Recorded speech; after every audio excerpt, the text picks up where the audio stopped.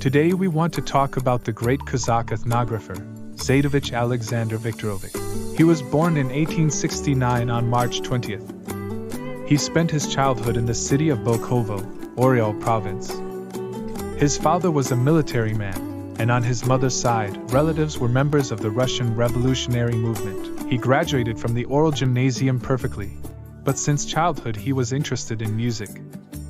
In 1904 to 1915, Zataevich served in Warsaw, where he was also engaged in active musical and social activities.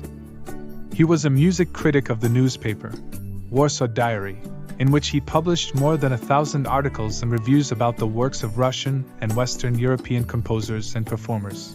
After one of the concerts, Rachmaninoff noticed Zataevich's works and recommended that his works be published in the newspaper.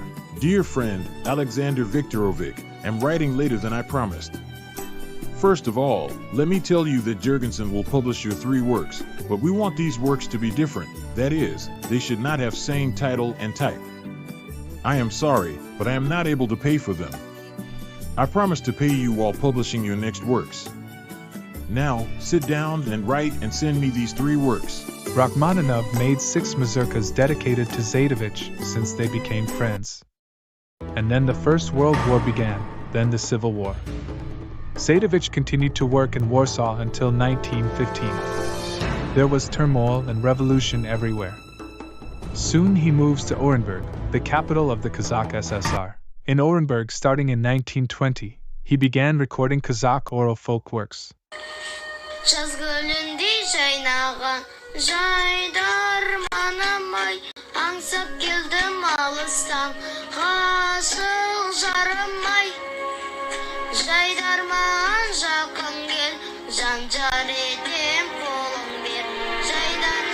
Let's listen to his words about Kazakh songs now. I got an opportunity to devote myself entirely to my favorite musical work. It was not the sphere of composition and criticism, but the sphere of collecting and fixing the enormous, previously unknown wealth of Kazakh people. In the result of the work with the monumental dimensions, it became possible to complete the biggest job of my life. Этот период он описывает так. У меня началась эпопея казахской музыки. Казахской эпопеей он называет свою работу, которую он вел с 1920 года и вплоть до своей смерти в 1936 году. Он занимается сбором казахской музыки и песен. At that time he was 60 years old. However, he had a lot of enthusiasm. He began to record and collect Kazakh kways and songs. No one has done this before. So the number of his works has reached more than 2,300 works of Kazakh folklore. Затаевич отличен тем, что встречался с людьми и мог писать в любом месте. Например, мог записывать на сцене клуба, на уличной скамейке. Не переставая писал. И думаешь, какая в этом ему была польза? Как оказалось, он был впечатлен тем, что казахская музыка очень мелодична. Этим был восхищен. Считая, что ее нужно постичь во что бы то ни было, так как ранее никто не писал про нее. The first recorded song was called the Hauseme. It became one of the popular works. The researcher recorded several interesting songs by Isa Byzakov like Kakin, Zatsar, Tanasu. They were included in 1,000 Kazakh songs published in 1925.